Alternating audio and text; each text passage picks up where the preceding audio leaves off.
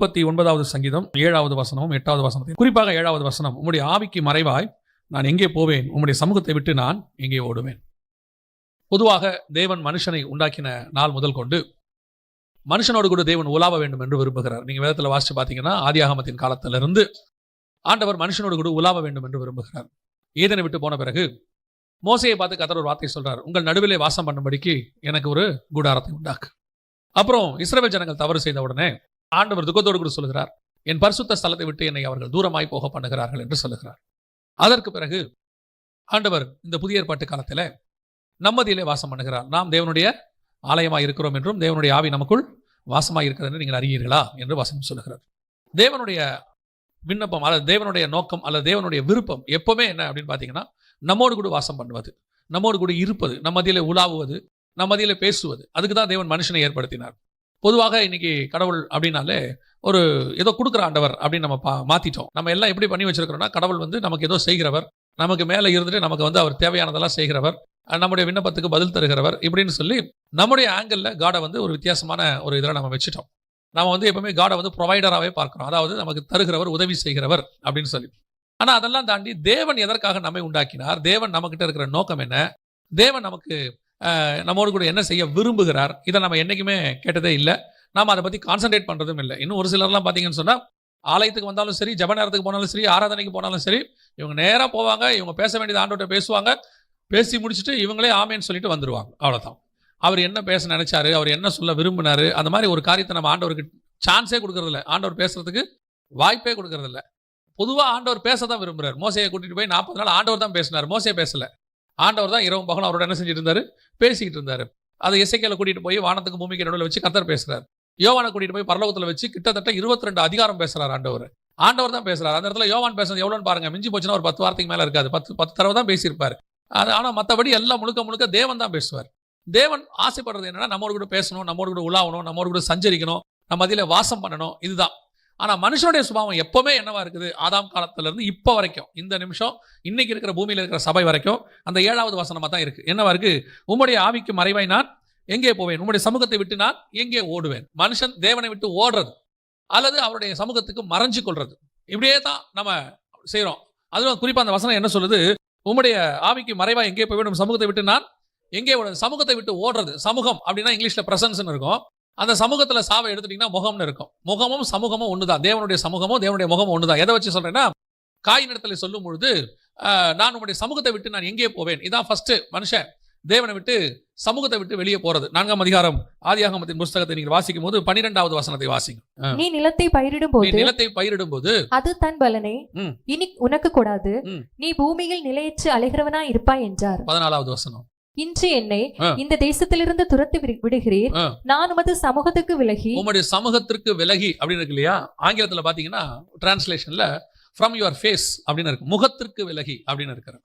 இங்கே சங்கீதக்காரன் சொல்றான், உம்முடைய சமூகத்தை விட்டு நான் எங்கே போவேன். சமூகமும் முகமும் ஏறக்குறைய, ஏன்னா அவருடைய முகத்துல இருந்தா பிரசன்னம் வருகிறது, அவருடைய முகத்தினால் நமக்கு பிரசன்னம் ஏற்படுகிறது.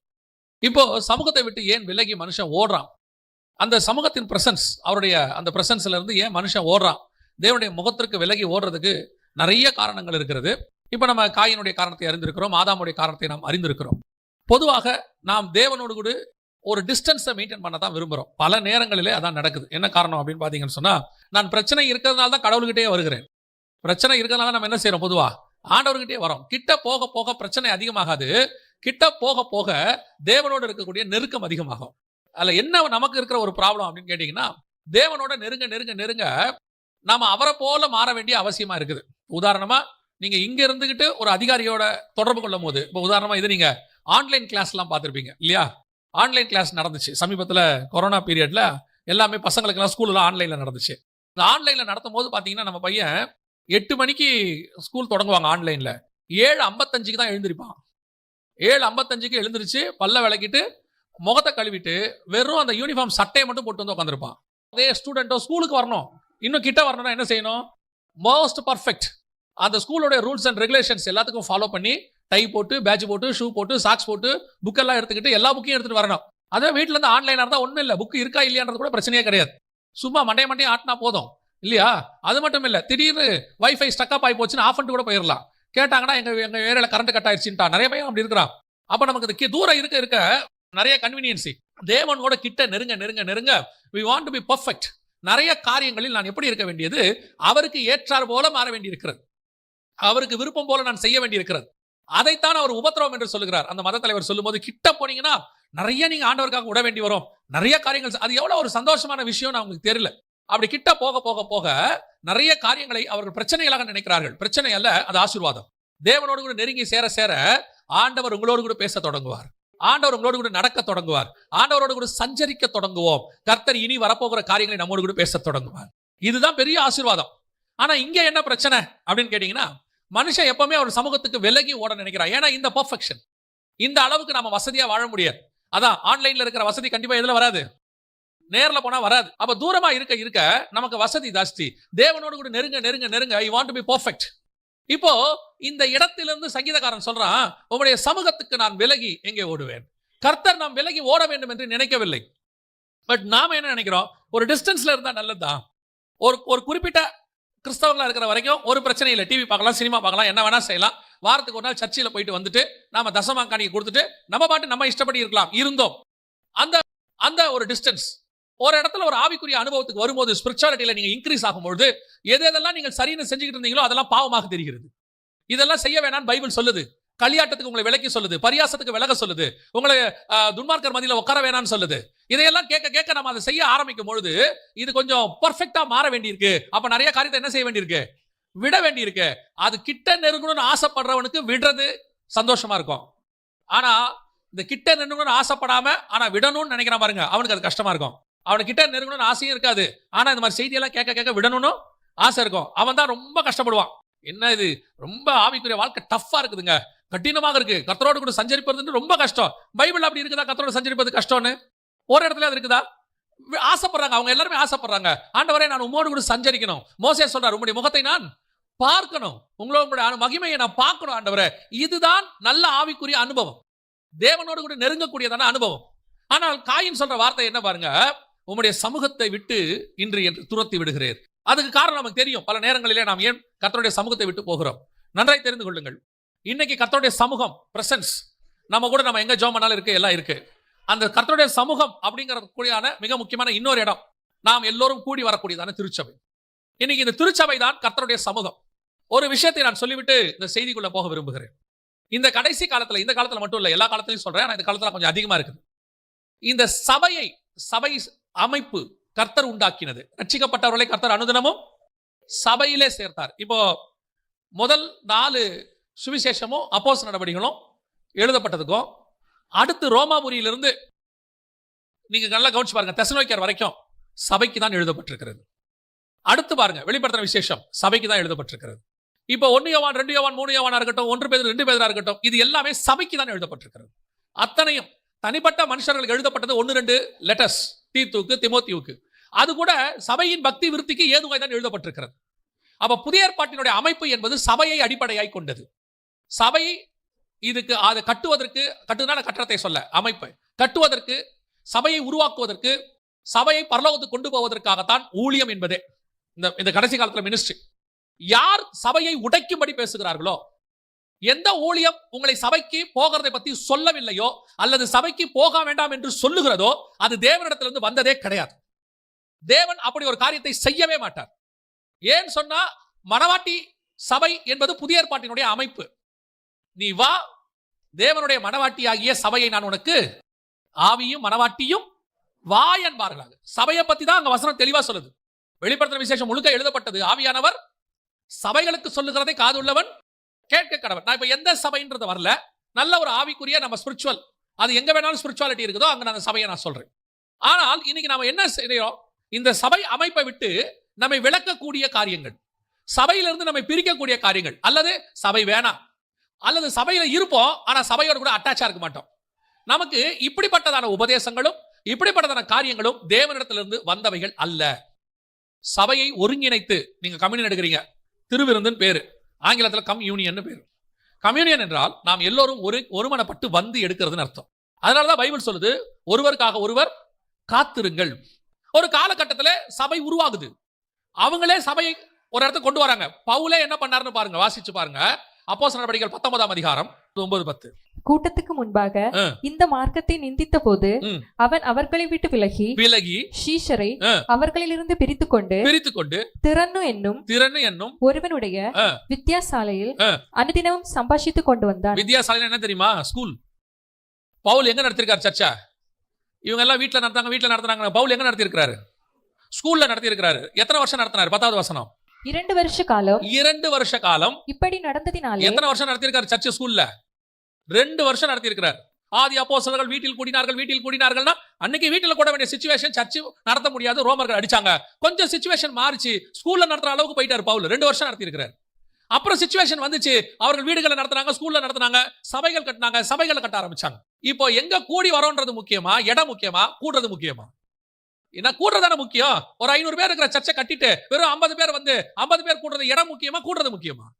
கூடுறதான முக்கியம். எங்க கூடுறனா முக்கியம்? நீங்க போய் பாருங்க, மிஷனரிகளோட பணித்தளத்துல போய் பாருங்க, மரத்தடியில ஆராதிச்சுட்டு இருப்பாங்க, காட்டுக்கு நடுவுல ஒரு இடத்துல உட்கார்ந்து ஆராதிச்சுட்டு இருப்பாங்க, கிடைச்சா ஒருத்தர் வீட்டுல ஆராதிப்பாங்க. இடம் அல்ல முக்கியம். புதிய ஏற்பாட்டில் இடம் சபை கிடையாது. புதிய ஏற்பாட்டில் நீங்களும் நானும் சபை. எப்ப இந்த சபை கூடி வருவதை உடைக்கக்கூடிய அளவுக்கு, சர்ச்சுக்கு போகாதீங்க, அங்க போகாதீங்க, இங்க போகாதீங்க. நீங்க அப்போஸ்தலர் காலத்துல அப்படி இருந்தாங்க ஒரு குரூப் இருக்கு. அப்போஸ்தலர் காலத்துல வந்து நமக்கு வந்து இந்த புதிய ஏற்பாடே தேவையில்லை, பழைய ஏற்பாடு போதும் அப்படிங்கிற ஒரு குரூப் இருக்கு. புதிய ஏற்பாட்டுல கூட 4 சுவிசேஷம் போதும், அதுக்கு மேல உள்ளதெல்லாம் தேவையில்லை அப்படின்னு இருக்கு. ஏன்பா 4 சுவிசேஷம் போதும்? இல்ல, அதுல 4 தான் இயேசு பேசினது, மத்ததெல்லாம் சீஷர் எழுதினது. இந்த 4 சுவிசேஷமும் யார் எழுதினது? இவங்க எதுக்காக சுவிசேஷம் வச்சுக்கிட்டு அப்போஸ்தலர் நடவடிக்கைகள் வேணான்னு ஒரு பிரசங்கம் இப்ப இருக்கு. எதுக்கு வேணான்னு கேட்டா, அந்த அப்போஸ்தலர் நடவடிக்கைகள் எல்லாம் அதுல இருந்து உள்ளதெல்லாம் சீஷர்கள் எழுதினது. பவுல் எழுதினது, லூக்கா எழுதினது, பேதுரு எழுதினது, யோவான் எழுதினது. இந்த 4 மட்டும் தான் இயேசு பேசினது. இந்த இயேசு பேசினதுன்னா இந்த 4ஐயும் எழுதினது யாரு? 4 சீஷர்கள் எழுதினாங்க. சரி, அப்போஸ்தலர் நடவடிக்கைகள் இயேசு பேசலையா? பவுல் கிட்ட போய் பேசலையா? சவுலே சவுலே ஏன் என்னை துன்பப்படுத்துகிறாய்னு பேசலையா? பேதுரு கிட்ட இயேசு பேசலையா? எல்லாவற்றையும் அடித்து புசின்னு சொல்லவே இல்லையா இயேசு? போய் அனனியா கிட்ட இயேசு பேசலையா? போய் சவுல போய் அபிஷேகம் பண்ணுன்னு சொல்லலையா? சில வசனங்களை பிடித்துக்கொண்டு சபையை உடைக்கிற கூட்டம். கவனித்துக் கொள்ளுங்கள், கூடி வருகிற சபையையும் சபை கூட்டத்தையும் உடைக்கிறது தேவனுடைய ஊழியமாய் இருக்கவே முடியாது. தேவன் கட்டுகிறவர், தேவன் கூடி வர பண்ணுகிறவர். இப்போ காயின் சொல்ற விஷயம் என்ன? இன்று உம்முடைய சமூகத்தை விட்டு நான் விலகி ஓடுகிறேன். ஏன் இன்று உம்முடைய சமூகத்தை விட்டு என்னை அனுப்பி விடுகிறேன்? சில நேரங்களில் இந்த சபையை விட்டு போகிற ஒரு குரூப் இருக்கும். சில காலத்துல இவன் சபைக்குள்ள இருந்த சொல்ற வசனத்துக்கு இவங்க கீழ்ப்படிய மாட்டாங்க, அல்லது வசனம் இவங்களுக்கு ஏறாது. சிலர் சுயநீதியில் இருப்பாங்க. இவங்கெல்லாம் பாருங்க, நல்லா கவனிச்சு பாருங்க. ஃபர்ஸ்ட் இவங்க கிட்ட இருக்கக்கூடியதான ஒரு சுபாவம், இந்த காயின் கிட்ட இருக்கிற சுபாவம் அவர்கிட்ட இருக்கும். 14வது வசனம் வாசிங்கம்மா. இன்று என்னை இந்த தேசத்திலிருந்து துரத்தி விடுகிறீர், நான் உமது சமூகத்துக்கு விலகி மறைந்து பூமியில் நிலையற்று அலைகிறவனாய் இருப்பேன். எப்போ தேவனுடைய சமூகத்தை விட்டு போகிறானோ, இவங்கிட்ட வரக்கூடிய மிக முக்கியமான விஷயம் என்ன தெரியுமா? ஃபர்ஸ்ட் அலைந்து திரிகிறவன். ஒரு சபையில உருப்படியா இருக்கவே இருக்காது. ஒரு சர்ச்சுக்குள்ள அதால அடங்கி இருக்கவே முடியாது. அப்படியே அலைஞ்சு திரியும். ஒவ்வொரு சபையா போவாங்க, ஒவ்வொரு டினாமினேஷனா போவாங்க, ஒவ்வொரு டினாமினேஷன்ல இருக்கிற ஒவ்வொரு சர்ச்சா போவாங்க. அதாவது இவங்க கிட்ட இருக்கக்கூடியதான மிக முக்கியமான டிராபேக், பிரச்சனை என்ன அப்படின்னு கேட்டீங்கன்னு சொன்னா, சர்ச்சு இவங்க நினைக்கிற மாதிரி இருக்கணும்னு நினைப்பாங்க. இவங்க விரும்புற மாதிரி சபை இருக்கணும். எப்ப தேவ சமூகத்தை விட்டு ஒருத்தன் போறானோ அலைந்து திரிகிறவனாய் இருப்பான். நான் சொல்றேன் பாருங்க, நீங்கள் விரும்புகிறபடி சபை இருக்காது, நீங்கள் விரும்புகிறபடி சபை அமையாது. பைபிள் சொல்லுகிறபடிதான் சபை இருக்கும். சபையில சொல்லி கொடுக்கிறபடிதான் நீங்களும் நானும் இருக்கணும். இப்ப நீங்க பையனை கொண்டு போய் ஸ்கூல்ல விடுறீங்க, நீங்க தான் ஃபீஸ் கட்டுறீங்க. நல்லா தெரிஞ்சுக்கோங்க, நீங்க தான் ஃபீஸ் கட்டுறீங்க, நீங்க தான் வந்துட்டு புக் ஃபீஸ் கட்டுறீங்க, சில இடத்துல டொனேஷன் கொடுக்குறீங்க. இப்போ ஸ்கூல் சொல்றபடி பையன் இருக்கணுமா? நான் ஃபீஸ் கட்டுறேன் ஸ்கூலுக்கு, நான் சொல்ற மாதிரி தான் ஹெட் மாஸ்டர் வரணும், நான் சொல்ற மாதிரி தான் பிரின்சிபல் வரணும், நான் சொல்ற மாதிரி தான் பெல் அடிக்கணும்னா ஒத்துப்பீங்களா? அவங்க ஒத்துப்பாங்களா? அவங்க அடுத்த வார்த்தை என்ன சொல்லுவாங்க? உன் பிள்ளைய கூட்டிட்டு வெளியே போங்கம்பா. இன்னைக்கு அப்படிதான் இருக்கு. நீங்க ஃபீஸ் கட்டுறீங்க, நீங்க புக்குக்கு ஃபீஸ் கட்டுறீங்க, யூனிஃபார்ம் ஃபீஸ் கட்டுறீங்க, அப்படியே பயபக்தியா கொண்டு போய் பிள்ளைய ஸ்கூல்ல விடுறீங்க, அப்படியே பெல் அடிக்கிறதுக்கு முன்னாடி கொண்டு போய் விடுறீங்க. பேரண்ட்ஸ் டீச்சர்ஸ் மீட்டிங் வாங்கன்னா போய் வரிசையில நிக்கிறீங்க லைன்ல, அப்படியே நின்று அவங்க சொல்றதெல்லாம் காது கொடுத்து கேட்கறீங்க. சரீரத்துக்கு புரோஜனமான படிப்பை சொல்லக்கூடிய ஸ்கூல் டீச்சருக்கே நீங்கள் இவ்வளவு பயப்படுவீர்களானால், உங்கள் ஆத்மாவை பரலோகத்துக்கு கொண்டு போகக்கூடிய ஆவியானவரால் பேசப்படுகிற வார்த்தைக்கு நீங்கள் எவ்வளவு பயப்படணும்? இன்னைக்கு ஒரு குரூப் இருக்கு, அலைந்து திரிகிற கூட்டம். அப்படியே சர்ச்சுக்கு வர்றதே ஒரு பெரிய போராட்டம் மாதிரி, சர்ச்சுக்கு வர்றதே ஒரு பெரிய சாதனை மாதிரி. அப்படி வீட்டுக்கு போய் அந்த பைபிளை சோஃபா மேல போடுவாங்க பாருங்க, சர்ச்சுக்கு போயிட்டு வந்துட்டோம் அதாவது இமயமலை ஏறி இறங்கிட்டாங்க இன்னைக்கு. அப்படி சர்ச்சுக்கு போயிட்டு வந்தது ஒரு பெரிய சாதனை இன்னைக்கு. அப்படி ஒரு எண்ணம் பாருங்க. என்னைக்காவது சர்ச்சுக்கு வரும்போது மன மகிழ்ச்சியா வந்தீங்களா? வாருங்கள் ஆலயத்துக்கு போவோம் என்ற போது நான் மிகுந்த, ஆனா நீங்க எப்ப தெரியுமா மிகுந்த மன மகிழ்ச்சியா இருப்பீங்க? எப்ப தெரியுமா? வாருங்கள் ஆலயத்தை விட்டு போவோம் என்ற போது. திருப்பி போகும்போது எல்லார் முகத்திலையும் அப்படி ஒரு சந்தோஷம். அப்படியே புறப்பட்டு போகும்போது என்ன வசனம் கொடுத்தாரு முக்கியம் இல்ல, என்ன செய்தி கொடுத்தாங்க முக்கியம் இல்ல, அன்னைக்கு என்ன பாட்டு பாடினாங்க முக்கியம் இல்ல. போகும்போது கேட்கிற முதல் கேள்வி, என்ன நைட் மதியான சாப்பாடு, என்ன செஞ்சு வச்சுட்டு வந்திருக்கீங்க? அதுதான் நம்ம மைண்ட்ல இருக்கு. இப்ப ஆலயத்தை விட்டு போகும்போது தான் மகிழ்ச்சி. இது ஒரு குரூப். இன்னொரு குரூப் இருக்கு, அப்படியே சபைக்கு விட்டுட்டு அலைஞ்சு திரிகிற குரூப். நல்லா கவனித்துக் கொள்ளுங்க. தேவனுடைய சமூகத்தை விட்டு நீங்கள் வெளியே போனால் அலைந்து திரிகிறவர்களாக இருப்பீர்கள். அலைந்து திரிகிறவனுக்கு பேர் என்ன தெரியுமா? அகதின்னு பேர். இங்கிலீஷ்ல நோமாடிஸ்ன்னு சொல்லுவாங்க. நாடோடிகள் அப்படின்னு அர்த்தம். இன்னைக்கு ஒரு பெரிய நாடோடி கூட்டம் இருக்கு. இந்த கூட்டம் அப்படியே அலைஞ்சு திரியும், எல்லா பக்கமும் போயிடும், எல்லாத்தையும் பாத்துறோம். இதால ஒரு இடத்துல ஸ்டாண்டர்டா இருக்கவே முடியாது. இப்போ உங்க பையன் வந்து சொல்றான், மேத்ஸ் டீச்சர் ஒழுங்கா பாடம் நடத்தல அப்படின்னு உடனே நீங்க சொல்லுவீங்களா? நாளையில இருந்து நம்ம பக்கத்துல இருக்க இந்த ஸ்கூலுக்கு போயிடலாம் தம்பி, இந்த ஸ்கூலுக்கு போ, ஒரு 3 நாளைக்கு போய் பாரு, சரி இல்லைன்னா நம்ம வேணா மாத்திக்கலாம்னு சொல்றீங்களா? ஸ்கூல்ல என்ன சொல்றீங்க? போய் ஒழுங்கா சொல்லி கொடுக்கறத படி, இல்லைன்னா டியூஷன் வச்சுக்கலாம், ஆனா ஸ்கூலை மாத்த முடியாது, அதுக்கு சொல்றீங்க தானே? அதை விட நீங்கள் இம்பார்ட்டன்ஸ், நீங்கள் எந்த சபையில் ஸ்தாபிக்கப்பட்டீர்களோ, எங்கே நாட்டப்பட்டீர்களோ, எங்கே கர்த்தர் உங்களை உருவாக்கினாரோ அங்கே நீங்கள் தங்கி இருக்க வேண்டும். இன்னைக்கு அலைந்து திரிகிற கூட்டம் யார் தெரியுமா? அந்த ஃபர்ஸ்ட் சபையை விட்டு போறவன் யார் தெரியுமா? தேவனுடைய சமூகத்துக்கு விலகி ஓடுகிறவன். அவனுக்கு காட்ஸ் பிரசன்ஸே இருக்காது. ஒரே ஒரு வாரம் நீங்கள் ஆலயத்துக்கு வராவிட்டால் உங்க ஆத்மாவுக்குள்ள இருள் வந்த மாதிரி இருக்கும். அதை உணர்ந்தவனுக்கு மட்டும்தான் தெரியும். ஒரு வாரம் சர்ச்சுக்கு போகாவிட்டால், கர்த்தருடைய வார்த்தையை கேட்காவிட்டால், அந்த பிரசன்னத்துல இல்லைன்னா நமக்கு வந்து என்னவோ பாதிக்கப்பட்டு ஆவிக்குரிய வாழ்க்கையில ஒரு தொய்வு வந்த மாதிரி இருக்கும். இன்னைக்கு பாருங்க, ஞாயிற்றுக்கிழமை ஆலயத்துக்கு வர்றதை பத்தி யோசிக்கிறான். இன்னைக்கு அலைந்து திரிகிற ஒரு கூட்டம் சபையில உட்காந்துட்டு உங்களுடைய சமூகத்துக்கு விலகி ஓடி, இந்த மாதிரி கூட்டத்துக்கு தான் ஆண்டவர் ஒரு வார்த்தை சொல்றாரு பாருங்களேன். 12வது வசனம் வாசிங்க. அதே 4ஆம் அதிகாரம் 12ஆம் வசனம், ஆதியாகமத்தின் புத்தகம். நீ நிலத்தை பயிரிடும் போது அது தன் பலனை இனி உனக்கு கொடாது, நீ பூமியில் நிலையற்ற அலைகிறவனாய் இருப்பாய் என்றார். இந்த அலைந்து திரிகிறவனுக்கு என்ன இருக்காது? அவன் பயிரிடுவான், ஆனா என்ன வராது? அது தன் பலனை கொடுக்காது. அதான் இங்க ரொம்ப முக்கியம். பல நேரங்களில இந்த சபைக்கு வராத ஆள் ஒரு காரணம் ஒண்ணு சொல்லும் பாஸ்டர் கிட்ட வந்து, நானும் கரெக்டா தான் பாஸ்டர் வந்து எல்லாம் செஞ்சு பார்த்தேன் பாஸ்டர், ஒன்னும் சரிப்படுற மாதிரி தெரியல, வியாபாரத்துல நஷ்டம், குடும்பத்துல தோல்வி, என்ன காரணம்னு தெரியல, பேசாம நான் அந்த சர்ச்சுக்கெல்லாம் வரதை விட்டுலான்னு இருக்கேன். இவர் சர்ச்சுக்கு வந்ததுனால இப்ப என்ன இல்லையா? ஆசீர்வாதம் இல்லையாப்பா. நான் உங்களுக்கு ஒரு உண்மையை சொல்லுகிறேன். தேவனுடைய சமூகத்திற்கு ஒழுங்காய் தன்னை தாழ்த்தி வருகிறவன் ஆசீர்வதிக்கப்படாமல் போனதே கிடையாது. கர்த்தர் அத்தனை பேரையும் ஆசீர்வதிச்சிருக்கிறார். தேவனுக்கு பயந்து உண்மையாய் சபைக்கு வந்து கர்த்தரை ஆராதிக்கிறவனை ஒரு நாளும் கர்த்தர் கை விட்டதே கிடையாது. இது வந்து இவங்க சொல்றது போய். சபைக்கு வந்து நான் ஒழுங்கா தேவனை ஆராதிச்சேன், ஆனாலும் என் வாழ்க்கையில் ஆசீர்வாதம் இல்லைன்னா அதை நான் ஒத்துக்கவே மாட்டேன். தேவனை ஒழுக்கமாய் தேடுகிறவர்கள், உண்மையாய் தேடுகிறவர்களுக்கு நிச்சயம் ஆசீர்வாதம் உண்டு. அப்படிதான் ஆண்டவர் சொல்றாரு. அவர் முகத்தை நோக்கி பார்த்தவர்கள் வெட்கப்பட்டு போனதே கிடையாது. அது எப்படி நம்ம ஆசீர்வதிக்கப்படாம போவோம்? யார் ஆசீர்வாதம் இல்லை தெரியுமா? இந்த அலைஞ்சு திரிகிற கூட்டம். ஞாயிற்றுக்கிழமை கூட சர்ச்சுக்கு வராது. கேட்டு பாருங்க, அன்னைக்கு ஒரு பிசினஸ், அன்னைக்கு ஒரு முக்கியம், அன்னைக்கு ஒரு வேலை இருக்குது. தேவனுக்கு நீங்கள் கொஞ்சத்தில் உண்மையாய் இருந்தால்தான் அநேகத்தின் மேல் அவர் உங்களை என்ன செய்வார்? அதிபதியாய் வைப்பார். இன்னைக்கு நம்ம ஆண்டவருக்கு டைம் கொடுக்கறது இல்லை. இந்த அலைஞ்சு திரிகிற கூட்டம் எப்பவுமே என்ன செய்யும் தெரியுமா? அலைஞ்சு திரிஞ்சுட்டே இருக்கும், பரபரப்பா வேலை பார்க்கும், பயங்கரமா வேலை செய்யும். கேட்டா வேற சொல்லுவாங்க உழைக்கணுங்க. யாரும் இங்க உழைப்ப தவறாவே சொல்லல. தேவ சமூகத்துல வந்து உட்கார்ந்து இருக்கிறதுக்கு பேரு சோம்பேறித்தனம் இல்ல. உழைக்காம சோம்பேறித்தனமா உட்கார்ந்துருக்காங்கன்னு அர்த்தம் இல்ல. அவன் அவ்வளவு பிசினஸ்க்கு நடுவிலையும் ஒரு 3 மணி நேரம் தேவ சமூகத்துல வந்து உட்கார்ந்து இருக்கிறான். அவனுக்கு தெரியும் பிசினஸ் வரும் ஞாயிற்றுக்கிழமை, இருக்கட்டும் பரவாயில்ல, இதை நான் கொஞ்சம் கர்த்தருக்காக விட்டேன், ஆனால் கர்த்தரனை அநேகத்தின் மேல் அதிபதியாய் வைப்பார். யோசித்து பாருங்க, கொஞ்சம் ஆட்ட ஒருத்தர் கையில விட்டுட்டு தாவீது தேவன் சொன்னார்னு கோலியாத்துக்கிட்ட வந்தா, ஆண்டவர் இஸ்ரவேல் என்கிற முழு ஆட்டையும் மேய்க்கிற பொறுப்பை அவன் கையில கர்த்தர் கொடுத்து விட்டார். கொஞ்சத்தை நீங்க ஆண்டவருக்காக விட்டு பாருங்களேன், கொஞ்சம் விட்டு பாருங்களேன், அந்த சமூகத்துல உட்கார்ந்து தான் பாருங்களேன், ஆண்டவர் கொடுக்கிற நேரத்தை கொடுத்து தான் பாருங்களேன், எப்படி நீங்கள் ஆசீர்வதிக்கப்படாமல் போவீர்கள். தேவன் எப்படி ஆசீர்வதிக்காம போவார்? அது டிஃபால்ட். அது வந்து எப்படி தண்ணி குடிச்சா தாகம் அடங்கும், அது டிஃபால்ட். குடிச்சா அடங்கும், அவ்வளவுதான். அது வந்து என்ன ப்ராசஸ் அதெல்லாம் கிடையாது. தண்ணி குடிச்சா தாகம் அடங்கும். அதே மாதிரிதான் தேவ சமூகத்தில் உட்கார்ந்தால் ஆசீர்வாதம் உண்டு. கர்த்தர் ஆசீர்வதிக்காம போகவே மாட்டார். இன்னைக்கு அலைஞ்சு திரிகிற கூட்டம் அப்படியே ஞாயிற்றுக்கிழமை தான் பயங்கர பிஸியா வச்சிருப்பாங்க. நாங்கள் இதை வந்து ஏதோ உங்களுக்கு மெசேஜுக்காகவோ அல்லது பிரசங்கத்துக்காகவோ நான் சொல்லவில்லை. நாங்கள் வந்து வியாபாரம் பண்ணிட்டு இருந்த ஆட்கள் தான். இந்த 3 நேரம் ஊழியத்துக்கு வர்ற வரைக்கும் ஒரு வியாபாரம் பண்ணிட்டு இருந்தவங்க தான். நான் ஏன் இவ்வளவு தெளிவா சொல்றேன்னா, எங்க பிசினஸும் ஞாயிற்றுக்கிழமை தான் நல்ல பிசினஸ். ரொம்ப நல்ல வியாபாரம் ஞாயிற்றுக்கிழமை நடக்கும். பொதுவாக எல்லா பிஸ்னஸும் ஞாயிற்றுக்கிழமை நிறையா இருக்கும். எங்களுக்கு கொஞ்சம் அதிகமாகவே நடக்கும். அப்பொழுது ஒரு முறை அந்த வியாபாரம் பண்ணிட்டு இருக்கும் பொழுது ஆண்டவர் கேட்டார், ஆராதிக்க வேண்டிய நேரத்தில் நீ இங்கே நிற்கிறாயே, நீ என்னோடத்துல ஆராதிக்க வர வேண்டாமா அப்படி. ஏன்னா பொதுவாக ஞாயிற்றுக்கிழமையில 3-4 மணி வரைக்கும் என்னால் வெளியவே வர முடியாது.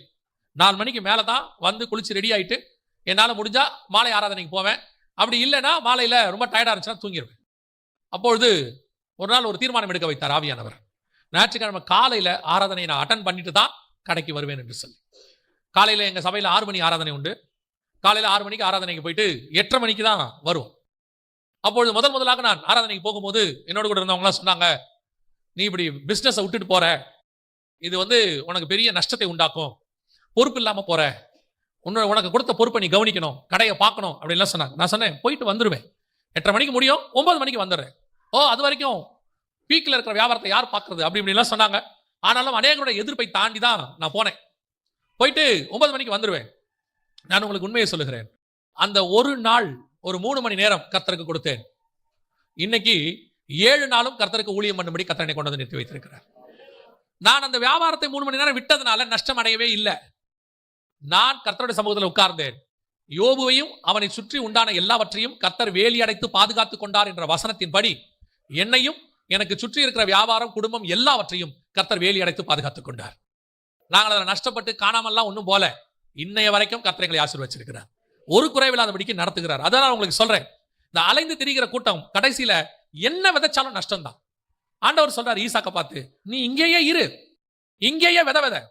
அன்னைக்கு அந்த ஊர்ல பஞ்சம் இருக்கு, ஆனா கர்த்தர் சொல்றாரு, நீ இங்க வித. ஆண்டவரே, இது பஞ்சத்தின் தேசம் ஆண்டவரே, இங்க போய் விதைக்க சொல்றீங்களே, நான் சொல்றேன் பா, நீ வித. பஞ்சமா இருக்கட்டும். ஆனா வசனம் சொல்றது, அந்த வருஷத்துல ஈசாக்கு விதை விதைத்தான், கர்த்தர் அவனை 100 மடங்கு ஆசீர்வதித்தார். எதுக்கு உங்களை சொல்றேன் தெரியுமா? என்னதான் செழிப்பான இடமா இருந்தாலும் சரி, கர்த்தருடைய சமூகத்தை விட்டு நீங்கள் போய் விதை விதைத்தால் அது உங்களுக்கு பலன் தராது. ஆனால் பஞ்சத்தின் தேசமா இருக்கட்டும், கர்த்தருடைய சமூகத்திலிருந்து விதை விதைத்து பாருங்கள், அது 100 மடங்கு ஆசீர்வாதத்தை கொடுக்க வல்லமை உள்ளவராக இருக்கிறார். அல்லேலூயா. இதுதான் கர்த்தர் நமக்கு வச்சிருக்காரு. இதை நீங்க நம்பணும். நீங்க விதையை நம்புறீங்க, லேண்டை நம்புறீங்க, அப்புறம் கிளைமேட்டை நம்புறீங்க, கடையை நம்புறீங்க, உங்க உழைப்பை நம்புறீங்க, ஆனா கர்த்தரை நம்புறது இல்லை. கர்த்தருடைய வார்த்தையை நம்புங்க. ஈசாக்கு விதை விதைத்தது நிலத்துல இல்ல, கர்த்தருடைய வார்த்தையை நம்பி. ஈசாக்கு விதை விதைத்தது பஞ்சத்தை அல்ல, அவன் சுத்தி இருக்கிற சூழ்நிலையை அவன் பார்க்கவில்லை, கர்த்தரை பார்த்தான், கர்த்தர் அவனை ஆசீர்வதித்தார். ஆனால் காயின் காலத்துல எல்லாம் செழிப்பா இருக்கு, ஆனால் காயின் விதை விதைத்தால் வசனம் சொல்லுது அது பலன் தராது. ஏன் தெரியுமா? சமூகத்தை விட்டு வெளியே இருந்து விதைக்கிறவனுக்கும் தேவன் சொல்லுகிற சமூகத்துக்குள் உட்கார்ந்து விதை விதைக்கிறவனுக்கும் வித்தியாசம் இருக்கிறது. அல்லேலூயா. முதலாவது, சமூகத்தை விட்டு விலகி ஓடுகிறவன் அலைந்து திரிகிறவனாக இருப்பான். 2வது, அவன் விதைக்கிற ஒன்றும் என்ன ஆகாது, பலன் தராது. இதுதான் கர்த்தருடைய சமூகத்தை விட்டு விலகி ஓடி அவருடைய முகத்துக்கு மறைவாய் இருக்கிறவன். சங்கீதக்காரன் சொல்றான் இல்லையா, 139:7, உமது ஆவிக்கு மறைவாய் எங்கே போவேன்? சமூகத்தை விட்டு மறைவா போயிட்டீங்க, அலைஞ்சு திரிகிறவங்க தான். பல நேரங்களில் ஒரு சாட்சியை சொல்லிட்டு நான் அடுத்த காரியத்துக்கு போறேன். ஒரு சிலருடைய சாட்சி இருக்கிறது, எங்கள் சபையில நடந்த சாட்சி. அவர்கள் வாழ்க்கையில பெரிய தோல்வி, எவ்வளவோ செஞ்சு அண்ணன் தம்பிகள்லாம் ஏமாற்றி பெரிய தோல்வி அடைஞ்சிட்டு இதுக்கு மேல வாழ்றதுக்கு வழியே இல்லை அப்படின்னு சொல்லி தான் சபைக்கு ஒரு நாள் யார் மூலமோ கேள்விப்பட்டு இயேசுவின் இடத்துல வந்தார்கள். வந்தபோது அவர்கள் சபையில ஆண்டவர் இடத்துல ஒப்பு கொடுத்தார்கள். ஆண்டவர் அற்புதமாய் சில காரியங்களை, வழிவாசல்களை திறந்தார். கர்த்தர் அவர்களை ஆசீர்வதிச்சார். அவர்கள் ஆசீர்வதிக்கப்பட்டு ஒன்றுமில்லாமல் ஜீரோல இருந்தாங்க. கர்த்தர் அவர்களை ஆசீர்வதிச்சு அவர்கள் குடும்பத்தை பலுகி பெருக பண்ணி அவர்கள் குடும்பத்திலிருந்து ஊழியக்காரர்களையும் ஆசீர்வாதத்தையும் கர்த்தர் கொண்டு வந்துட்டார். நாங்கள் ஒரு இடத்துக்கு போயிருந்தோம். அப்ப அவங்க எங்ககிட்ட சொன்ன சாட்சி, அவர்கள் இந்த வட்டிக்கு கொடுக்கக்கூடியதான ஒரு தொழிலை செய்கிறவர்கள் ஆண்டவரை ஏற்றுக்கொண்டார்கள். ஏற்றுக்கொண்ட உடனே அவங்களுக்கு ஒரு மனதில் கொஞ்சம் உறுத்தல், வட்டிக்கு விடுறோமே, பைபிள்ல வட்டிக்கு கொடுக்க கூடாதுன்னு இருக்குதே அப்படின்ட்டு கர்த்தருடைய வசனத்தை நம்பி வட்டிக்கு கொடுக்கிற தொழிலை நிறுத்திட்டாங்க. ஒரே நாள் கிட்டத்தட்ட 3 பிள்ளைகள், கணவன் மனைவி 5 பேர் நிறுத்திட்டாங்க. அப்போ அவங்களுக்கு வேற தொழிலும் தெரியாது. அவங்க பரம்பரை அந்த வட்டிக்கு விட்டுக்கிட்டு வராங்க, வேற தொழிலும் தெரியாது. அப்பொழுது உட்காந்து ஒரு 3 நாள் உபவாசம் பண்ணி ஆண்டவர்கிட்ட ஜெபம் பண்ணியிருக்கிறாங்க. ஆண்டவரே, எங்களுக்கு ஒரு வழிவாசலை திறந்து கொடுங்க அப்படின்னு சொல்லி. 3வது நாள் முடியும் போது அந்த வீட்டில் இருக்கிற அந்த கணவன், அவருடைய அம்மா சொன்னார்களாம், எனக்கு ஒரு காரியத்தை கர்த்தர் உணர்த்துறாரு, செய்வோமா? என்னம்மா சொல்றாரு? எனக்கு நல்ல சமோசா போட தெரியும், நாம் அந்த சமோசா போட்டு வியாபாரம் பண்ணுவோமா அப்படின்னு சொல்லி. கரெக்டா அவர்கள் ஆரம்பிக்கிறதுக்கு சில 1-2 நாள்ல பாத்தீங்கன்னா லாக்டவுன் போட்டாங்க. லாக்டவுன் போட்டப்ப கடையெல்லாம் மூடிட்டாங்க. இப்ப என்ன செய்யறதே தெரியல. ஆனாலும் வீட்டு வாசல்ல வச்சு அவர்கள் சமோசா போட தொடங்கினார்கள். அந்த காரியத்தை கர்த்தர் ஆசீர்வதிச்சார். யோசிச்சு பாருங்க, வீட்டு வாசல்ல சும்மா ஒரு கடை வச்சு சமோசா போட்டாங்க, கர்த்தர் ஆசீர்வதிச்சாரு. ஆசீர்வதித்து கொரோனா நேரத்திலே கர்த்தர் அவர்களை பலுகி பெருக பண்ணி 2 வருஷத்துக்குள்ளாக ஒரு இடத்தை வாங்குகிற அளவுக்கு கர்த்தர் அவர்களை ஆசீர்வதிச்சிட்டார். ஒரு 2 வருஷத்துக்கு முன்னாடி என்ன செய்யறதே தெரியாது, அலைந்து திரிகிற ஒரு கூட்டம். ஆனால் அவர்கள் கர்த்தர் சொன்னபடி தரித்திருந்தார்கள். கர்த்தர் அவர்கள் சமூகத்திலிருந்து அவரை ஆசீர்வதித்தார். அவர்கள் பலுகி பெருக பண்ணி இருக்கிறார். இப்போ உங்களுக்கும் சொல்றேன், தேவன் தன்னை நோக்கி பார்த்த ஒருவரையும் ஒரு நாளும் என்ன செய்ததில்லை, கைவிட்டதே கிடையாது. தன்னை நோக்கி பார்க்கிறவர்கள் வெட்கப்பட்டு போன வேண்டும் என்று அவர் நினைத்ததே கிடையாது. அவர் விட்டு போனவர்கள் தான் அலைந்து திரிகிறவர்களாய் மாறி இருக்கிறார்கள். அவர் விட்டு போனவர்கள் தான் விதைத்த விதைகள் எல்லாம் பலன் கொடுக்காமல் போயிருக்கிறது. அவர் கூட இருங்க, சில நேரத்தில் விழுந்தாலும் அவர் மீண்டும் தூக்கி எடுத்து உங்களை ஆசீர்வதிக்க வல்லமை உள்ளவராய் இருக்கிறார். அல்லேலூயா. 2வதாக வாசிங்கள் 1 ராஜாக்களின் புஸ்தகம் 19ஆம் அதிகாரம் 13வது வசனத்தை வாசிங்கள். அதை எலியா கேட்டபோது தன் சால்வையினால் தன் முகத்தை மூடிக்கொண்டு வெளியே வந்து கெபியின் வாசல் நின்றான். அப்பொழுது இதோ எலியாவே, இங்கே உனக்கு என்ன காரியம் என்கிற சத்தம் அவனுக்கு உண்டாயிற்று. இந்த எலியா கர்த்தர் கூப்பிடுகிறார், வெளியே வந்து நில்லு அப்படின்னு சொல்றார். சொன்ன உடனே வசனம் சொல்லுது, எலியா தன் முகத்தை மூடிக்கொண்டு. ஏன் எலியா கர்த்தரை முகத்தை மூடிக்கொண்டு கர்த்தரை பார்க்கிறாரு? எலியா முகத்தை மூடுறவரே கிடையாது. எலியா எப்படிப்பட்டவர் தெரியுமா? வாசிங்க 1 ராஜாக்களின் புஸ்தகம் 17ஆம் அதிகாரம் 1வது வசனத்தை வாசிங்க. கீலேயாத்தின் குடிகளிலே திஸ்பியனாகிய எலியா ஆகாபை நோக்கி, என் வாக்கின்படியே அன்றி இந்த வருஷங்களிலே பனியும் மழையும் பெய்யாதிருக்கும் என்று இஸ்ரவேலின் தேவனாகிய கர்த்தருக்கு முன்பாக நிற்கிற நான். இஸ்ரவேலின் தேவனாகிய கர்த்தருக்கு முன்பாக நிற்கிற நான். அந்த வசனம் என்ன சொல்லுது? கர்த்தருக்கு முன்பாக. என்ன ஒரு தைரியம் பாருங்க. ஒரு ஊழியக்காரனுக்கு இருக்க வேண்டியதான ஒரு தைரியம் அது. I am standing in front of the God. I am standing in the presence of the God. I am standing in the front of the face of the God. தேவனுடைய முகத்திற்கு முன்பாக நான் நிற்கிறேன். கர்த்தருடைய சமூகத்தில் நான் நிற்கிறேன். கர்த்தருக்கு முன்பாக நிற்கிறேன். எவ்வளவு பெரியதான ஒரு கான்ஃபிடென்ட். ஒரு ஊழியக்காரன் இப்படிதான் இருக்கணும். அவனுக்கு ஒரு தைரியம் இருக்கணும். என்ன இருக்கணும் தெரியுமா? நான் கர்த்தருக்கு முன்பாக நிற்கிறவன். நான் எப்பவுமே சொல்வேன், கர்த்தருக்கு முன்பாக ஒரு ஊழியக்காரன் நின்னுட்டானா உலகத்துல யாருக்கு முன்னாடி அவன் நிக்கலாம், எப்பேற்பட்ட ஆளுக்கு முன்னாடி நிக்கலாம். அவன் பயப்பட வேண்டிய அவசியமே இல்லை. அவன் நிற்க வேண்டியது கர்த்தருக்கு முன்பாக. அவன் நின்னுட்டான், வேற யாருக்கிட்ட நிற்கவும் பயமே கிடையாது. அமெரிக்காவில் மிகப்பெரியதான ஊழியக்காரர் பில்லி கிரஹாம். அவர் ஒரு கூட்டத்துக்கு அவர் பார்த்தீங்கன்னா ஒரு 3 லட்சம் பேர் 2 லட்சம் பேர் வருவாங்க. அவருடைய மெசேஜை கேட்டு பாருங்க. கர்த்தர் அவரோடு கூட இருக்கிறாருங்கிற தைரியத்தை அந்த மெசேஜில் நீங்க பார்க்க முடியும். இயேசு கிறிஸ்துவை பத்தி வேதம் சொல்லுது இல்லையா? அவர் முகதாட்சண்யம் இல்லாதவர் என்றும். ஒருத்தன் சொல்லுவான், போதகரே நீர் முகதாட்சண்யம் இல்லாதவர் என்றும் நீர் யாருக்கும் பயப்படுகிறது இல்லை என்றும் நாங்கள் அறிந்திருக்கிறோம். காரணம் என்ன? இயேசு சொல்றாரு, நான் பிதாவை எப்பொழுதும் எனக்கு முன்பாக வைத்திருக்கிறேன். I'm standing in front of the God. தேவனுக்கு முன்பாக நிற்கும் போது எனக்கு என்ன இருக்காது? பயம் இருக்காது. அவங்க எதை குறித்தும் அவங்களுக்கு பயம். காரணம் தெரியுமா? அவங்களுக்கு இருக்கிற ஒரே தைரியம், I am standing in front of the God. நான் தேவனுக்கு முன்பாக நிற்கிறவன். நான் மனுஷனுக்கு பயப்பட வேண்டிய அவசியம் இல்லை. மனுஷனுக்கு மரியாதை கொடுக்கிறேன், மனுஷனை கனப்படுத்துறேன். ஆனா மனுஷனுக்கு என்ன செய்ய மாட்டேன்? பயப்பட மாட்டேன். அதான் சத்தியம். ஆனா இந்த தைரியம் எங்க வரும் தெரியுமா? தேவனுக்கு முன்பாக நின்னுட்டா வந்துடும். யோவான் ஸ்நானகனுக்கு ஏன் ஏரோதை பார்த்து பயமே வரல? ஆனா ஏரோதுக்கு யோவான் ஸ்நானகனை பார்த்தா பயமா இருக்குது. ஆனா யோவான் ஸ்நானகனுக்கு பயமே இல்லை. காரணம் என்ன தெரியுமா? அவன் கர்த்தருக்கு முன்பாக நிற்கிறவன். நீ ஏரோது, நீ கால் பங்கு தேசத்துக்கு அதிபதியாக இருந்துட்டு போ, நீ என்ன வேணா செஞ்சுட்டு போ, என் தலையை வாங்குற அளவுக்கு உனக்கு அதிகாரம் இருக்கட்டும். ஆனா உனக்கு நான் என்ன செய்ய மாட்டேன்? பயப்பட மாட்டேன். இயேசு அழகா ஒரு பதில் சொல்லுவார். பிலாத்து சொல்லுவாரு, இந்த மாதிரி உம்மை விடுதலையாக்கவும் சிலுவையில் அறையவும் எனக்கு என்ன உண்டு? இயேசு திருப்பி சொல்லுவாரு, பரத்திலிருந்து கொடுத்தாதான் உனக்கு எல்லாம், சும்மா தேவையில்லாம பேசிட்டு இருக்காத. பிலாத்து அவரை விடுதலையாக்க நினைச்சு விடுதலையாக்க முடிஞ்சிச்சா? முடியாது. அதுதான் இயேசுக்கு இருந்த தைரியம். உன் கையில இல்ல தம்பி, எல்லாம் பரலோகத்துக்கிட்ட இருக்கு. ஏன்னா நான் தேவனுக்கு முன்பாக நிற்கிறவன். என் தலையின் முடி கூட விழணுமா விழ வேணாமா என்று பரலோகம் நிர்ணயம் பண்ணி வச்சிருக்கு. எத்தனை வருஷம் இந்த பூமியில நான் இருக்கணும் என்பதை பரலோகம் நிர்ணயம் பண்ணி வச்சிருக்கு. நான் எப்படி இருக்கணும் என்பதை பரலோகம் டிசைன் பண்ணி வச்சிருக்கேன். அதனால அந்த டிசைன் பண்ற அதிகாரம் யாருக்கும் கிடையாது. எத்தனையோ பேர் எத்தனையோ ஊழியக்காரர்களுக்கு விரோதமா எழும்பி அதை பண்ணுவேன் இதை பண்ணுவேன் அப்படிலாம் சொன்னாங்க. சொன்னவர்கள் எல்லாம் காணாமல் போனார்கள்.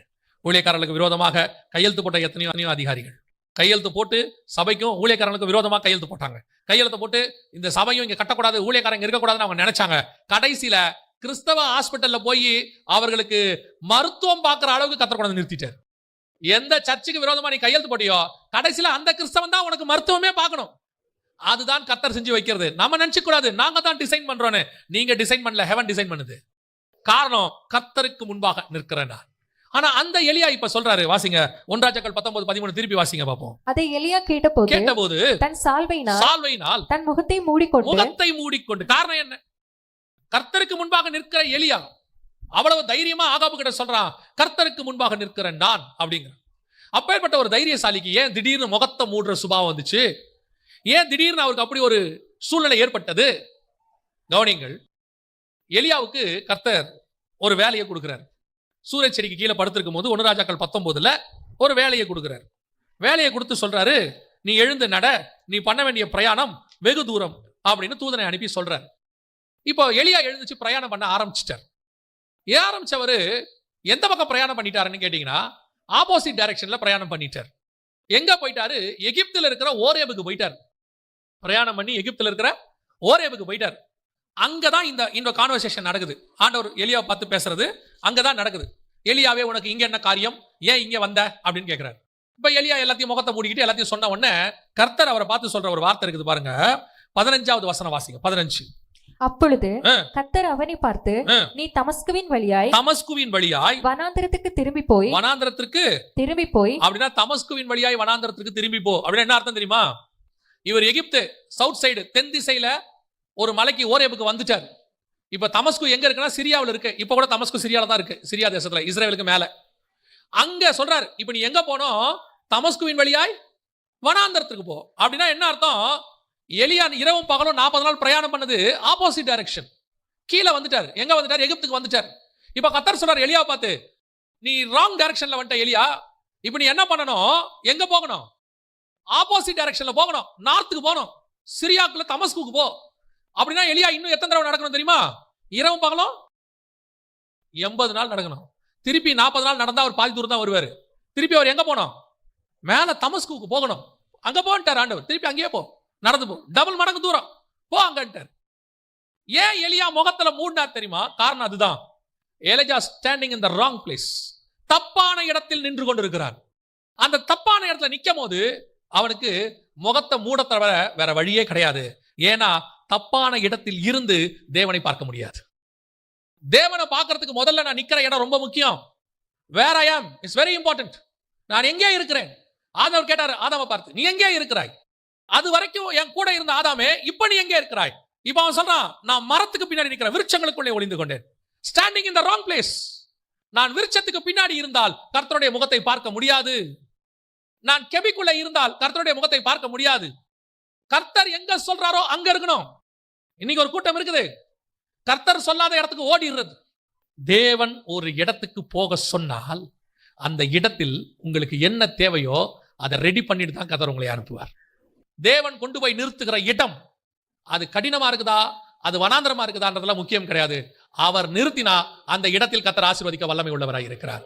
தேவன் நினைச்சா பாபிலோனில் வைத்தும் தானியேலை ஆசீர்வதிப்பார். தேவன் நினைச்சா எருசலேமிலும் சிதேக்கியா கண்களை பிடுங்கும்படி கர்த்தர் செய்வார். எருசலேம்ல இருந்துட்டா எல்லாமே ஆசீர்வாதமா அப்படின்னு நினைச்சுக்கிறது ஒரு குரூப். ஓ பாபிலோன் பாவத்தின் தேசம். கர்த்தர் உன்னை எங்க வைக்கிறார்ன்றதா முக்கியம். எங்கே நீ நிற்கிறாய் என்பது ரொம்ப முக்கியமான கேள்வி. Where you are standing. கர்த்தருக்கு முன்பாக நிக்கிறோமா? இன்னைக்கு நமக்கு என்ன ஆசை? ஓ பெரிய கம்பெனிக்கு போயிட்டோம்னா ஆசீர்வாதமா இருக்கும். வேலை எவ்வளவுங்க சம்பளம்? 60,000, 70,000, 1.5 லட்சம், 2 லட்சம். ஆசைப்பட்டு ஓடிடுறது. அங்க போனா அவன் போட்டு ஆரஞ்சு ஜூஸ் புளிகிற மாதிரி புளிகிறான். நைட்டு சாயங்காலம் 6 மணிக்கு வேலை ஆரம்பிச்சு மறுநாள் காலையில் 6 மணிக்கு முடியுது. நைட்டு முழுக்க 12 hours வேலை. 6 மணிக்கு வந்து படுத்தா திருப்பி 8 மணிக்கு ஆபீஸ்ல இருந்து போன் வருது, ஒரு அர்ஜென்ட் கிளைண்ட், உடனே லேப்டாப்பை ஓபன் பண்ணு. திருப்பி நல்லா 1.5 லட்சம் சம்பளம் போய் உடம்பு கெட்டு எல்லாம் பாதிக்கப்பட்டு 6 மாசம் சேர்த்து வச்ச மொத்த சம்பளமா ஹாஸ்பிட்டலுக்கு போயிருச்சு. கர்த்தர் அதை நிச்சயம் செய்ய மாட்டார். கர்த்தர் நிச்சயம் செய்ய மாட்டார். ஆண்டவர் ஒருவேளை சம்பளம் குறைவாய் கொடுத்தாலும் உன்னை சமாதானமான இடத்தில் குடியிருக்க பண்ணுவார். அதான் கர்த்தர் கொடுக்கிற ஆசீர்வாதம். உன்னை சுத்திலும் கர்த்தர் அமைதியை உண்டாக்குவார். உன்னை சுத்தி எப்ப பார்த்தாலும் ஒரு பெரிய போலீஸ் ஆபீசர் கர்நாடகாவில் இருக்கிறார். அவரை அடிக்கடி அவரை மீட் பண்ணும்போது, அங்க போகும்போது மீட் பண்ணுவாரு. மீட் பண்ணும்போது ஒரு வார்த்தை அடிக்கடி சொல்வார். அவருக்கு ஏற்கனவே 2 ப்ரமோஷன் வந்துருச்சு. 2 ப்ரமோஷனையும் அவர் வேணான்ட்டார்.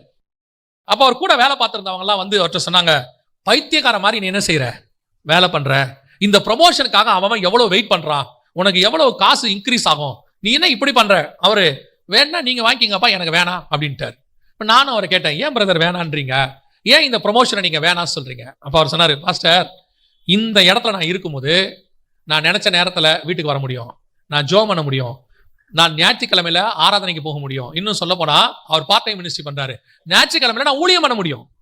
ஆனா இதை விட காசுக்கு ஆசைப்பட்டு நான் மேலான போஸ்டிங்க்கு போயிட்டேன்னா நான் இரவும் பகலும் மிக முக்கியமான ஒரு அரசியல் தலைவருக்கு பாடி கார்டா போகணும். நான் அங்க சர்ச்சுக்கும் போக முடியாது. அந்த அரசியல் தலைவர் எங்கெங்க போறாரோ அவர் கூடவே போகணும். எனக்கு நிம்மதி இருக்காது, ஒண்ணும் இருக்காது. இப்ப கர்த்தர் என்ன நிம்மதியா வச்சிருக்காரு. எனக்கு பணம் அல்ல, நிம்மதி ரொம்ப முக்கியம். அதை விட முக்கியம் தேவனை தேடுவது. எவ்வளவு அழகான ஒரு ஸ்டேட்மெண்ட் பாருங்க. இன்னைக்கு பணத்துக்கு ஆசைப்பட்டு அங்க போறேன், இங்க போறேன், அந்த நாட்டுக்கு போறேன், இந்த நாட்டுக்கு போறேன், அந்த வேலைக்கு போறேன், இவ்வளவு சம்பாத்தியம் போய் அவஸ்தைப்பட்டு அடிப்பட்டு மிதிப்பட்டு கடைசியில கதறி, ஆண்டவரே ஜெபத்தை கேட்க மாட்டீரா, எனக்கு இறங்க மாட்டீரா, நீர் தானே கொண்டு வந்தீர். அவர் எங்க கொண்டு வந்தாரு? பிலிப்பு ஆவியில கொண்டு போய் போட்ட மாதிரியா போட்டாரு? ஆண்டவர் எத்தனையோ முறை தடுக்க முயற்சி பண்ணார். இது ஒரு உதாரணத்துக்கு நான் சொல்றேன். எலியா எங்க நிக்கிறான் தெரியுமா? Wrong place. நீ ராங் பிளேஸ்ல நிக்கும் போது கர்த்தரை முகமுகமா பார்க்க முடியாது. நீ ராங் பிளேஸ்ல நிக்கும் போது கர்த்தரை முகமுகமாக தரிசிக்க முடியாது. பாருங்க, ஜெயில யோசேப்பை போட்டாங்க. கேஸ் என்ன கேஸ்? போர்த்திபாரின் மனைவியோட கேஸ். ஒருவேளை இந்த யோசேப்புக்கு கில்ட்டினஸ் இருந்திருக்கும்னா, அவன் பண்ணது தப்பு அப்படின்னு ஒரு கில்ட்டினஸ் இருந்திருக்கும்னா, நீங்க ஆதியாகமத்தின் புத்தகத்தை வாசிச்சு பாருங்க. 20வது வசனம் வாசிங்க. 39:20. யோசேப்பின் எஜமான் அவனை பிடித்து ராஜாவின் கட்டளையால் காவலில் வைக்கப்பட்டவர்கள் இருக்கும் சிறைச்சாலைகளை அவனை ஒப்புவித்தான். அந்த சிறைச்சாலையில் அவன் இருந்தான். 21வது வசனம். கர்த்தரோ யோசேப்போடு இருந்து. அப்படின்னா என்ன அர்த்தம்? கேஸ் மோசமான கேஸ். அதாவது போர்த்திபாரின் மனைவி கேஸ். என்ன பிடிச்சு உள்ள போட்டாச்சு. ராஜாவும் தண்டனை கொடுத்தாச்சு. கேஸ் முடிஞ்சிருச்சு. இவன் வந்து கில்ட்டி, அதாவது இவன் வந்து குற்றவாளியின் தீர்ப்பு ஆயிடுச்சு. உள்ள போட்டாச்சு. ராஜா பார்வையில சட்டப்படி இவன் குற்றவாளி. போர்த்திபாரின் பார்வையில தண்டனை கொடுத்தாச்சு. எல்லாம் முடிஞ்சிருச்சு. ஆனா யோசேப்போட பார்வையில் என்ன தெரியுமா? நான் ஒரு தப்பும் செய்யல, எனக்கு ஒரு கவலையும் கிடையாது. நான் வெளியே இருந்தால் கர்த்தர் என்னோடு கூட வெளியே இருப்பார். நான் ஜெயிலில் இருந்தால் கர்த்தர் என்னோடு கூட ஜெயிலில் இருப்பார். ஏன்? நான் எங்க இருக்கிறேனோ கர்த்தர் அங்க என் கூட இருப்பார். ஏன்னா நான் கர்த்தருக்கு முன்பாக நிற்கிறவன். எனக்கு கில்ட்டினஸ் கிடையாதுங்கிறான். எனக்கு எந்த பிரச்சனையும் கிடையாது. உங்களுக்கு தான் அது கேஸ், உங்களுக்கு தான் என்ன வேணா சொல்லிட்டு போங்க. என்னை பொறுத்த வரைக்கும் நான் போர்த்திபார் வீட்டில் இருந்தாலும் சரி, பார்வோனின் அரண்மனையில் இருந்தாலும் சரி, சிறைச்சாலையில் இருந்தாலும் சரி, கர்த்தர் என்னோடு கூட இருப்பார். Standing in front of the God. அதான் முக்கியம். நாம் எங்கே இருக்கிறோமோ அங்கே கர்த்தர் இருக்கணும். கர்த்தர் எங்கே வைக்கிறாரோ நாம் அங்கே இருக்கணும். அதான் இன்னைக்கு முக்கியம். இன்னைக்கு நம்ம என்ன செய்யறோம்? நமக்கு எது வசதி? கெபியா இருக்குமா? நமக்கு எது வசதி? அரண்மனையா இருக்குமா? நமக்கு எது வசதி? சவுதி அரேபியாவா இருக்குமா? இல்ல மலேசியாவா இருக்குமா? சிங்கப்பூரா இருக்குமா? ஆண்டவர் சொல்றாரு, உனக்கு ஒரு இடத்தை நான் பிக்ஸ் பண்ணி வச்சிருக்கிறேன். அந்த இடத்துல, நான் சொல்ற இடத்துல நீ இரு. அங்கே நான் உன்னை ஆசீர்வதிக்க வல்லமை உள்ள தேவனாக இருக்கிறேன். அப்போ உங்களால தேவனை தைரியமாய் பார்க்க முடியும். ஊழியத்துக்கு வந்த புதுசுல 11 மாசம் எந்த விதமான ஊழியமும் கிடையாது. ஆண்டவர் வந்து பழக்க வித்த நேரம். எந்த விதமான ஊழியமும் கிடையாது. அதே நேரத்தில் சுத்தி இருக்கிறவர்களுடைய வசை சொற்கள், கேலி பேச்சு, எல்லாரும் ரொம்ப கிண்டல் பண்றாங்க. உண்மையிலே கர்த்தர் உன்னை ஊழியத்துக்கு கூட்டு வந்தாரான்னு கேட்கறாங்க. என்னென்னமோ அவங்களால முடியுமோ என்னென்ன முடியுமோ எல்லாம் சொல்றாங்க. இந்த 11 மாசமும் ஒரே ஒரு விஷயம் மட்டும்தான் என்னை கர்த்தருக்குள் நிக்க வச்சுச்சு. ஏன்னா நானே பல நேரத்தில் முடிவெடுக்கிறேன். ஐயோ இப்படிலாம் கேட்கறாங்களே, பேசாம வேலைக்கு போயிடலாமா, இல்ல திருப்பி வெளிநாட்டுல இருந்து வந்தமே அங்கேயே போயிடலாமா, இப்படி பல யோசனைகளுக்கு நடுவுல ஒரே ஒரு காரியம் மட்டும் என்னை நிற்க வச்சுச்சு. என்ன தெரியுமா? கர்த்தர் என்னோடு கூட பேசிக்கொண்டே இருந்தார். உன்னை அழைச்சு கொண்டு வந்தது நான் தான். இந்த ஊழியத்தில் உன்னை நான் பயன்படுத்துவேன். அதுக்கான காலம் வரும்போது எடுத்து பயன்படுத்துவேன். அது வரைக்கும் பொறுமையா காத்துரு.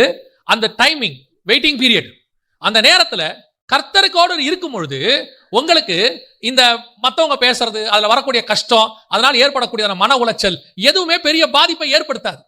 பல நேரத்துல எல்லாரும் என்ன சொல்லுவாங்க? வேலை இல்ல, ஓ அப்படி பண்ற இப்படி பண்ற, என்ன பண்ண போறோம், உன் எதிர்காலம் என்ன, நடுத்தரல நிக்க போற, நாசமா போக போற, உன் குடும்பம் என்னமாகும், இப்படி ஒரு குரூப் பேசிக்கிட்டே இருக்கும். இன்னொரு குரூப் இன்னும் கொஞ்சம் அதிகப்படியா பேசும், நீ சோம்பேறி, நீ வந்து அடுத்தவங்க காசுல வாழ பாக்குற, இப்படி சொல்லிட்டு இருக்கும். எல்லாம் ஒரு பக்கம் ஒரு மாதிரி பேசிக்கிட்டே இருப்பாங்க. ஆனா ஆண்டவர் சொல்வாரு, நான் உன்னை கூட்டு வந்திருக்கேன், நீ பொறுமையாரு, நான் உன்னை கூட்டு வந்திருக்கேன். அந்த காலகட்டம் சுத்தி இருக்கிறவர்கள் நம்மை வேதனைப்படுத்தினாலும், நம்மை சுத்தி இருக்கிற சூழ்நிலை அகைன்ஸ்டாக இருந்தாலும், நம்மை கர்த்தருக்குள் நிக்க வைக்கிறது என்ன தெரியுமா? அந்த தேவனுக்கு முன்பாக இருக்கிற அனுபவம், அவர் பேசுகிற வார்த்தை. அதுக்குதான் சொல்றேன், ரைட் இடத்துல நீங்க நின்னுட்டீங்கன்னா உங்களை அந்த இடத்துல கர்த்தர் உங்கள் முகத்தை மறைக்காதபடி தைரியமாய் நிற்க பண்ணுவார். தைரியமா நிற்க பண்ணுவார். நீங்க பேசலாம், ஆண்டவர்கிட்ட சொல்லலாம், நான் கர்த்தர் சொல்லி வந்திருக்கிறேன், என்னை ஒரு நாள் கர்த்தர் உயர்த்துவார், அது வரைக்கும் நான் சிறைச்சாலைக்குள் இருக்க வேண்டியது அவசியம். நான் சிறைச்சாலையில் இருக்கிறேன், ஆனாலும் தேவன் என்னோடு கூட இருக்கிறார். யோசித்து பாருங்களேன், சிலுவையில் 2 கல்லன் தொங்குறான், 2 பக்கம், ஒரு பக்கம் இயேசுவும் தொங்குறாரு. அங்க இருக்கிறவங்கள 3 பேரும் குற்றவாளிகள். அத்தனை பேரும் குற்றவாளி. ஒருத்தன் நம்ம பார்வைக்கு குற்றவாளி, இன்னொருத்தன் நம்ம பார்வைக்கு நல்ல கல்ல. நம்ம அவனை அப்படித்தான் சொல்லி வச்சிருக்கிறோம். ஏன்னா அவன் மனம் திரும்பிட்டான். அவனுக்கு பேர் என்ன கண்ண? நல்ல கல்ல. இவன் கெட்ட கல்ல. அப்படி வச்சுக்கலாம்னு வச்சுங்களேன். இப்ப அங்க இருக்கிறவங்களுக்கு, எருசலேம்ல இருக்கக்கூடிய ரோமாபுரியில உள்ள அந்த அதிகாரிகள் அத்தனை பேருக்கும் 3 பேருமே யார் தான்? குற்றவாளி தான். ஆனா இந்த 2 பேரும் செய்ய முடியாத ஒன்றை இயேசுவால் அங்கே செய்ய முடிஞ்சிச்சு. என்ன பண்ணார் தெரியுமா? தன் தலையை உயர்த்தி பிதாவை நோக்கி, பிதாவே, இவர்கள் செய்கிறது என்னதென்று அறியாதிருக்கிறார்கள். இவர்களுக்கு இந்த 2 பேரும் சாக விடாமல் அவனுக்கு மன்னிப்பு கேட்கிறான். ஆனா இவரோ தன்னை அடித்தவர்களுக்கு மன்னிப்பு கேட்கிறாரு. ஏன் அந்த தைரியம் வருது தெரியுமா? நான் தப்பு செய்யல, அவங்க தான் தப்பு செஞ்சிருக்காங்க. நான் இன்னும் பிதாவுக்கு முன்பாக உண்மையும் உத்தமமாய் இருக்கிறேன். நான் தொங்குறது வேணா சிலுவையா இருக்கும், நான் பார்க்கப்படுறது எல்லாருக்கும் நடுவில் குற்றவாளியை போல இருக்கும். அத்தனை பேரும் என்ன குற்றவாளின்னு கூட சொல்லலாம், அத்தனை பேரும் என்ன கிண்டல் பண்ணலாம், கேலி பண்ணலாம், என்ன வேணா பண்ணட்டும், எனக்கு தெரியும் நான் பிதாவுக்கு முன்பாக நின்று கொண்டிருக்கிறேன். அந்த தைரியம் தான் இயேசு கிட்ட இருந்துச்சு, அந்த தைரியம் தான் எலியா கிட்ட இருந்துச்சு, அந்த தைரியம் தான் யோசேப்பு கிட்ட இருந்துச்சு. அந்த தைரியம் தான் உங்களுக்கும் எனக்கும் தேவை. இன்னைக்கு நம்ம ராங் பிளேஸ்ல நின்றுட்டு இருக்கிறோம். ஏன் ஆண்டவரை பார்க்க முடியல? ஏன் ஆண்டவரை பார்த்து எதுவும் செய்ய முடியல? முகத்தை ஏன் மூடிக்கொள்றோம்? சில நேரத்தில் தேவ சமூகத்துக்கு போறோம், போகும்போது நம்மளாலேயே சில காரியங்களை கர்த்தர்கிட்ட உண்மையா கேட்க முடியல. பாருங்க, ஆண்டவர் சமூகத்தில் உட்கார்ந்துருக்கும் போதே சில காரியங்கள் ஞாபகத்துக்கு வரும். ஐயோ, நானே இன்னும் சரியாகலையே, எனக்கே இன்னும் இந்த காரியங்கள்லாம் இருக்குதே. தேவனுக்கு முன்பாக உங்களை என்ன பண்ணுங்க? சரி பண்ணுங்க. அப்ப கர்த்தருக்கு முன்பாக நிற்கிற மனுஷன் கடைசியாக கர்த்தருக்கு முன்பாக முக்காடு போட்டு பார்க்க முடியாதபடிக்கு எலியா நின்றதுக்கு காரணம் standing in the wrong place. ஆனா கர்த்தர் உங்களை என்னையும் பார்த்து என்ன சொல்றாரு தெரியுமா? இந்த வசனத்தை வாசிங்க, நான் முடிக்க போகிறோம். வாசிங்க, உன்னத பாட்டின் புஸ்தகம் 2ஆம் அதிகாரம் 14வது வசனத்தை வாசிங்க. கன்மலையின் வெடிப்புகளிலும், கன்மலையின் வெடிப்புகளிலும், சிகரங்களின் மறைவிடங்களிலும், சிகரங்களின் மறைவிடங்களிலும் தங்குகிற என் புறாவே, தங்குகிற என் புறாவே, உன் முகரூபத்தை எனக்கு காண்பி. ஆண்டவர் எப்போ முகத்தை பார்ப்பார் தெரியுமா? ஒன்று, காயின் அலைந்து திரிகிறவனாய் இருந்தான், எலியா தப்பான இடத்தில் நின்று கொண்டிருந்தான். இந்த 2ஐயும் இங்க இயேசு கரெக்ட் பண்றார். உன்னத பாட்டு 2:14. ஃபர்ஸ்ட், நீ எங்க இருக்கிற எலியா? கெபிக்குள்ள இருக்கிற. எங்க? ஓரேபு மலையினுடைய கெபிக்குள்ள இருக்கிற. நீ அங்க இருக்க கூடாது எலியா. எங்க இருக்கணும் தெரியுமா? 2:14 சொல்லுது, கன்மலையின் வெடிப்புகளிலும். அந்த கன்மலை கிறிஸ்துவே.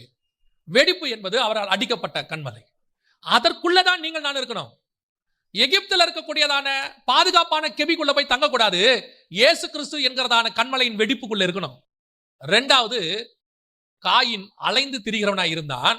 ஆனா இந்த வசனம் சொல்லுது, கன்மலையின் வெடிப்புகளிலும் சிகரங்களின் மறைவிடங்களிலும் தங்குகிற என் புறாவே. நீ அலைந்து திரிகிறவன் அல்ல. என்ன செய்யணும்? ஒரு இடத்துல தங்கணும். அது எந்த இடம்? கன்மலையின் வெடிப்பு. இயேசு கிறிஸ்துக்குள்ளாக, அவருடைய ரத்தத்தால் சம்பாதிக்கப்பட்ட சபைக்குள்ளாக, கர்த்தருடைய சமூகத்துக்குள்ளாக, தேவ பிரசன்னத்துக்குள்ளாக தங்கி இருக்கும் பொழுது உன் முகரூபத்தை, நீ கர்த்தரை பார்க்க வேண்டிய அவசியம் இல்ல, கர்த்தர் உன் முகத்தை பார்க்கும்படி அவர் வருவார். ஆண்டவர் சொல்றாரு, உன் முகரூபத்தை எனக்கு காண்பி. யார் முகத்துக்கு மறைந்து ஓடுவான்? அலைந்து திரிகிறவன் ஓடுவான். அவன் விதைக்கிறது நஷ்டமாய் போகும்.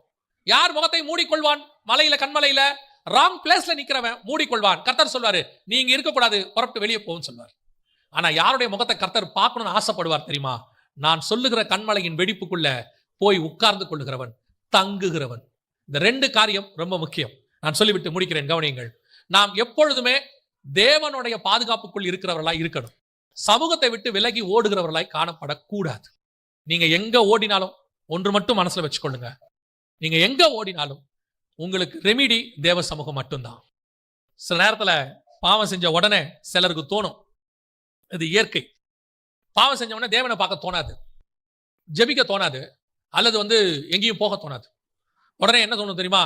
ஏதாவது என்டர்டைன்மெண்ட், டிவி, மொபைல், அல்லது வேற எங்கேயாவது போய் கொஞ்ச நேரம் ஃப்ரெண்ட்ஸோட உட்காந்து அரட்டை அடிக்கிறது, இந்த மாதிரி செய்யலான்னு நான் உங்களுக்கு சொல்றேன். நீங்க எந்த இடத்துக்கு போனாலும் தேவ சமூகத்துல கிடைக்கக்கூடிய ஆறுதல் உங்களுக்கு கிடைக்காது. நீங்க போற இடத்துல கொஞ்சம் ஜோக்கா பேசுவாங்க, கொஞ்சம் நேரம் உங்களுக்கு என்டர்டைன்மெண்டா இருக்கும், ஆனால் அது உங்களுடைய இருதயத்துக்கு ஆறுதலை கொடுக்காது. நீங்க கூட சொல்லுவீங்க, உங்களோட கூட பேசிட்டு இருந்ததுல அந்த கவலையே தெரியலங்கன்னு. பேசிட்டு வந்துருங்க, திருப்பி கவலை தெரியும். பேசுற நேரத்துல என்ன செய்யாது? தெரியாது. ஆனா வரும்போது என்ன செய்யும்? கண்டிப்பா கவலை தெரியும். அந்த கவலை மொத்தம் போகணும்னா நீங்க அலைஞ்சு தெரியாம தேவ சமூகத்துல உட்காருங்க ஃபர்ஸ்ட். 2வது, நீங்கள் அங்க உட்கார்ந்துட்டு உங்களை தேவ சமூகத்துல அறிக்கை செய்து ஆண்டவரோடு கூட நெருங்க தொடங்குங்க. தேவனை விட்டு தூரம் போனீங்க, காணாம போயிருவீங்க. சர்ச்சுக்கு வரதை நிறுத்தாதீங்க, பைபிள் வாசிக்கிறதை நிறுத்தாதீங்க, ஜோம் பண்றதை நிறுத்தாதீங்க. இதெல்லாம் என்ன அறிகுறி தெரியுமா? காயினாக நீங்கள் மாறிக்கொண்டிருக்கிறீர்கள் அறிகுறி. சமூகத்தை விட்டு போறீங்கன்னு அர்த்தம். ஒருவேளை அப்படிப்பட்ட சுபாவம் உங்களுக்கு வர தொடங்கி இருந்தால் இப்பொழுது தேவனோடு கூட ஒப்புரவாகிற ஒரு நேரம்.